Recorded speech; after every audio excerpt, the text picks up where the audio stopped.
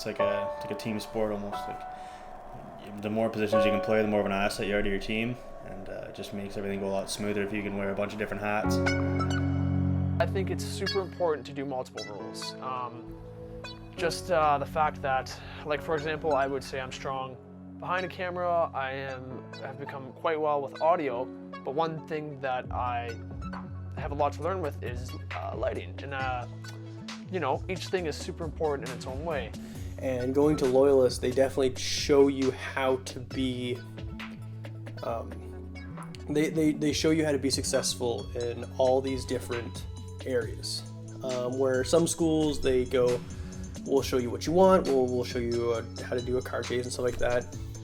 Where with Loyalist, I feel like they show you how to do all these different things. In a small company, you kind of put your nose in everything, I think. If you're in a larger company or if you're freelancing, I feel as though you're a little more streamlined. But being in a small company, they kind of have you doing a little of everything. If I would bring up a weakness that I had that I hope other people can learn from, it's acting professional. I started when I was in grade 9 and I was extremely young. I was 14 years old, and my ego and my lack of thinking that I was going to continue doing this and thinking that I was a graphic designer, I was not an editor, I wasn't that, hurt me. In a professional institute, your job is as a team. A lot of people don't think of it like that. I think it is super important that you do show the professional image. Or show a professional manner. It is part of your image, as whether you're a business or on the set. So we got canceled on a network, on a broadcast in Tea Party the first time around because of some inappropriate misconduct by one of my fellow hosts, and it kind of cost us the job on that one. So it's pretty important to be professional because it leads to some pretty negative outcomes. I'm fucking nervous, man. Yeah. All over the new shirt. I definitely know that a strong work ethic plays into that. I think strong work ethic and professionalism needs to go hand in hand for success. If you're not willing to put in the work, then nobody will want to work with you. Even if you think that your creative ability is something that should be able to prosper your career alone, that is not how it's going to work. If you're working camera and one of the grips is falling a little behind, just going, I'm going to help him and I'm going to work through this with them, and really showing determination with all your projects shows that you aren't just here, you're not just there to collect a paycheck, that you're there to work.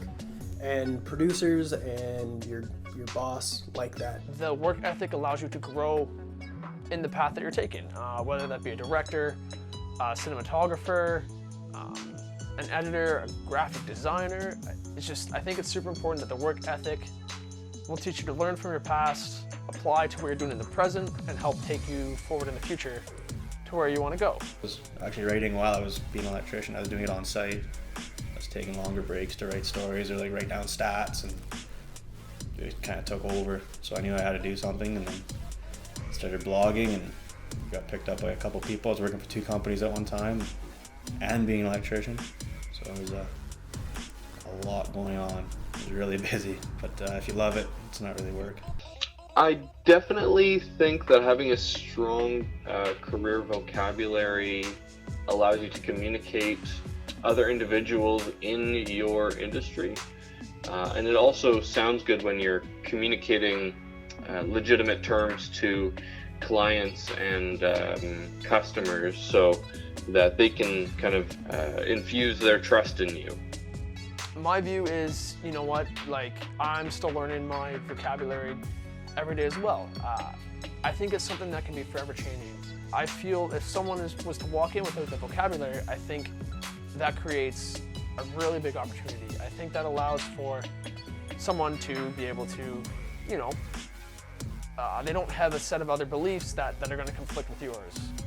There definitely is occasions where not knowing every single phrase is fine, but especially if you are running it, you need to know how to talk to people.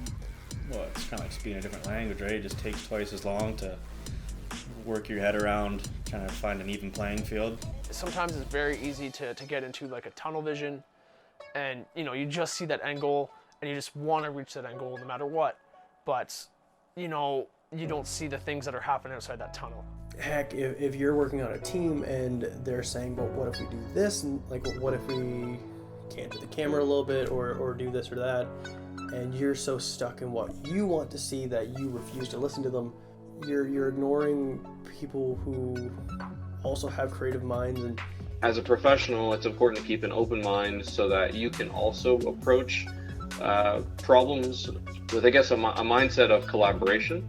It just doesn't limit yourself, because in media and stuff like that, it's a wide range of areas and topics, and the more open-minded you are, the more areas you can cover, the more unique you can be, and the more interesting. My name is Ty Mellor, and I'm a second-year student at Loyalist College in the Film and Television program. Undoubtedly, the two most important of these attributes is a strong work ethic and being able to do more than one job. These two alone will show your value if your bosses see that you are there to do your job and that you seem to actually be excited about doing it, and that you're not just stuck doing one position, that you're able to do more than one. It makes you a no-brainer to hire for a position. The two things I would say that I definitely need to work on would be having an open mind on other people's inputs, and of course, professionalism. As much as I like to think that I work in a professional manner, I understand there's definitely gaps. I plan on working on that by just organizing a lot better, and for keeping an open mind, it's really simple. Just listen to people more. There's a happy mid-ground, and that's being confident in your abilities but also other people's. Again, it is a team effort. We all either lose as a team or we all either win as a team. This is not just a one-person sport.